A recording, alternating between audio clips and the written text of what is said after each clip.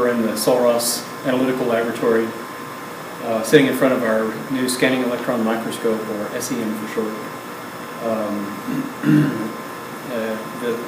The SEM, or an instrument like this, is basically a very big fancy camera that doesn't operate with optical light though. So it's a imaging device, really, is a better way to describe that. So one of the things we do with it is look at very small items, very small objects like bugs, like I've got on the screen here, or something like that.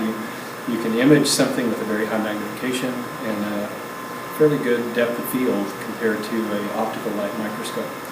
The way it works is in the column, you can see the instruments right here. This is kind of column thing sitting here, and that little humming noise you can see in the background is a vacuum pump. The column itself has to be evacuating.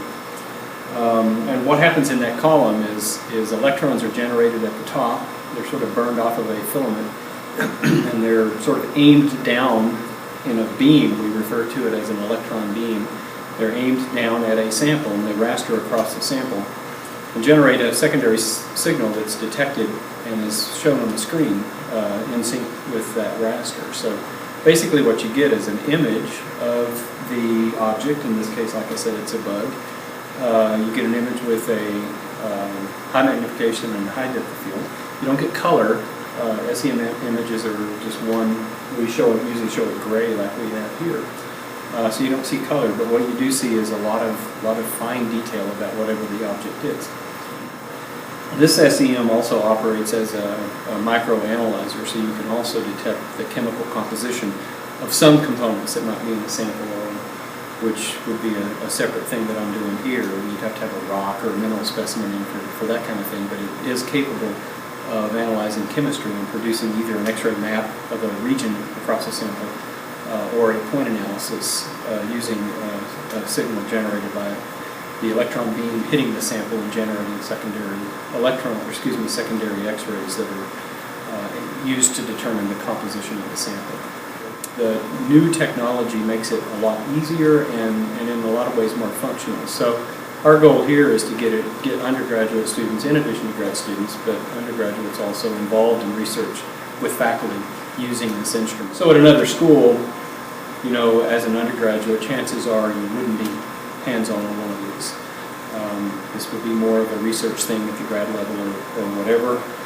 Here we feel like that's kind of one of the things we can do, and that's what Adelante Tejas, the grant, is about, is undergraduate STEM education. And this is the first instrument that we've purchased with that grant to achieve that goal, which is to get undergraduate students involved in science. So far it's worked really well for us. Just today we've got a small group of Montessori kids coming in. They contributed a few samples, and we're going to show the kids what their samples look like under these high magnifications. And we've actually got the image that's on the screen sent off on a data projector, so it's projected up on the wall over there so we can accommodate a larger group. We're about to determine what one of these crystals that you gave us. Here's the smaller of the two crystals. Okay, so now let's adjust our contrast and brightness so we can see it better. Maybe do a little focus on it. And so that's a tiny little crystal. So we're going to do that. We're going to turn up our voltages into it. I don't know if you can see that there's a number 2 right up there. So number 2 is the one that has another quartz crystal and 3 pieces of horsehair on tape. So let's go over there. So we just sit there and we drive over there. See the hairs and the crystal. Let's see what that hole is right here. So maybe we can see inside of it.